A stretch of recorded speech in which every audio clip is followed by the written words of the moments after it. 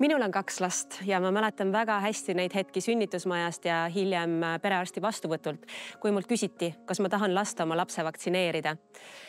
Esimese asjana vaadates seda pisikest uut ilmakodanikku tundub mõte tema süstimisest väga võõras ja isegi hirmutav. Ja ma usun, et ma ei ole ainus inimene, kes selliseid tundeid on tundnud. Niisiis räägime täna vaktsineerimisest ja uurime spetsialistide käest kõike seda, mida üks lapsevanem vaktsiinide kohta teada võiks. Miks on vaja oma last üleüldse vaktsineerida? Me elame sellises maailmas, kus viirused ja bakterid on toimetanud umbes 4 miljardit aastat meie ümber. Ja inimene nende maailmas on kaduv väike nähtus. Ehk siis viiruste ja bakterite, seente ja kes teab, mis elukate jaoks me oleme lihtsalt imearmas elukeskkond. Ja inimesed põevad viiruste ja bakterite poolt tekitatud haiguse, nakkushaigusi põevad, on neid läbi sajandite põdenud. Ja me oleme jõudnud tänaseks sellise arusaamise, et võib-olla me kõiki haigusi ei taha ikkagi ära põdeda. Et meditsiiniliselt inimesi haigeks tegevaid mikroobe on kuskil 1500–1800 erinevate hinnangute järgi.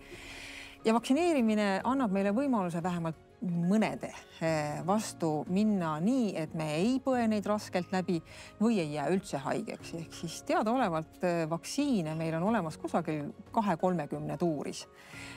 Ülejäänuga palun saage ise hakkama. Et kõiki haigusi võib-olla ei ole läbi põdeda vaja ja mõned nendest haigused on lihtsalt eluohtlikud. Mille järgi on paika pandud vaktsineerimise ajakava, et miks just sellised vaktsiinid sellistel aegadel?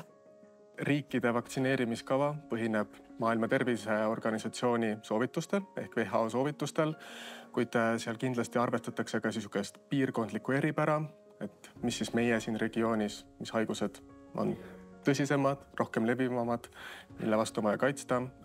Kuidas nüüd täpselt see ajakava välja näeb, see on juba sihuke täpsem töö, et esiteks tuleb seal arvestada siis, millal inimesed võivad nendes haigustesse nakatuda, ehk millal meil oleks vaja kaitse saada ja teistpidi siis tõenduspõhiselt võetakse sinna info juurde, et millal võib üldse mis vanuses vaktsineerimisega alustada, kui noorelt, kui palju tõhustusdoose on vaja, ehk kogu see ajakava oleks võimalikult ohutu. Eesti vaktsineerimise kava alusel on võimalik ennast kaitsta 13 erineva haiguse vastu. Vaktsineerimine algab juba sünnitusmajas, kus tehakse tuberkuloosivastane vaktsiin ning hiljem jätkub vaktsineerimine perearstikeskustes, kus siis esmalt 2 kuu vanuselt tehakse rotaviiruse vaktsiin ning sõltuvalt käibel olevast vaktsiinist on see siis 2 või 3 doosiline ning hiljem 3 kuu vanuselt lisandub vaktsineerimiskavasse 6 haiguse vastane vaktsiin, kuhu siis kuulub difteeria, teetanus, läkaköha, lastehalvatus, B-hepatiit ja hemofiilusnakkus ning sellel on mitu tõhustusdoosi ette nähtud. Peale selle siis 1 aasta vanuselt kaitstakse lapsi leetrid, mumps, punetiste vastu. Hiljem tuleb tõhustusdoos 13 aasta vanuselt ja ajakavas on veel ka inimese papilloomviiruse vastane vaktsiin ehk HPV vaktsiin, mille noorukid saavad siis 12–14 aasta vanuselt. Lisaks kindlas vanuses vaktsineerimisel on võimalik ennast iga-aastaselt vaktsineerida gripi vastu ning riik pakub tasuta vaktsiini alandes 6. elukuust kuni 7-aastastele lastele. Kas riikliku immuniseerimiskava vaktsiinid on kõigile lastele kohustuslikud?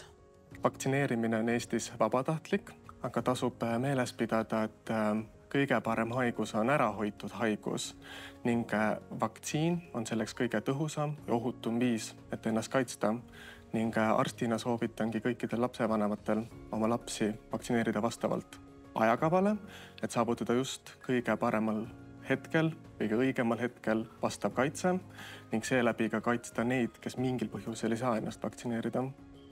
Näiteks kui perre sünnib laps ja on ka juba suuremaid lapsi, siis väike vastsündinu on kõigele vastuvõtlik ja ohustatud, et on väga tähtis, et ka suuremad lapsed oleksid siis juba vaktsineeritud ja ei annaks midagi edasi pisikesele. Miks peab vaktsineerimisega alustama niivõrd varakult? Miks me ei võiks oodata seni, kuni laps pole enam nii väike ja nii habras? Me vaktsineerida väga raskete haiguste vastu ja need haigused võivad tabada ka nooremat last. Ja mida noorem on laps, seda raskemini ta põeb neid raskeid haigusi. Ehk et me selle varasema vaktsineerimisega hoiamegi ära selle, et meie äsja sündinud imik saaks mõne raske haiguse. Kui me mõtleme imiku immuunsüsteemi peale, siis juba sünnihetkel on ta valmis vastu võtma tohutul hulgal erinevaid antigeene, mille vastu hakata töötama välja kaitsekehi. Meil ei ole nii palju vaktsiine, kui me võiks panustada imikule, ehk me selle vaktsineerimisega juba asume treenima immuunsüsteemi ja see teeb tegelikult lapsele kasu. Aga kas teoreetiliselt ma võin vaktsineerimist edasi lükata ja oodata seni, kuni laps on natukene suuremaks saanud? Kui nüüd tõesti on põhjapanev põhjendus, võib ka natuke edasi lükata, aga ma väga ei soovitaks. Ikka see sama asja pärast, et haigused ringlevad ringi ja laps võib selle haiguse saada. Vaktsiinida igal juhul tasub. Miks mõnda vaktsiini mitu korda tegema peab? Vaktsiinid on erinevad, et osad vaktsiinid on näiteks elusvaktsiinid, et mis on väga sarnased sellele, nagu päris tegija ise on. Ehk siis, kui inimene puutub haigustekitajaga kokku, siis ta põeb aktiivselt läbi ja mõnel juhul tekib eluaegne immuunsus. Ütleme näiteks leetri tõbi on selline. Ja mõned vaktsiinid on ka sellised, et nad on elusad, aga nõrgestatud. Immuunvastus tekib ja see kestab hästi kaua. Osad vaktsiinid on jälle sellised, et neid ei saa elusast peast teha. Neid on tehtud tükkideks, nad on inaktiveeritud, nad on nõrgestatud. Ja sellisel juhul tekkiv immuunmälu esimese doosi järel ei ole nii pikk ja nii püsiv ja nii korralik, et seda peab kordama, et immuunsüsteemi välja õpetada paremini. Et kas ta saab aru, et jah, see on see tegija, aga selleks on vaja näiteks 3 või 4 või teinekord harva ka 5 doosi. Õpetamise eesmärgil.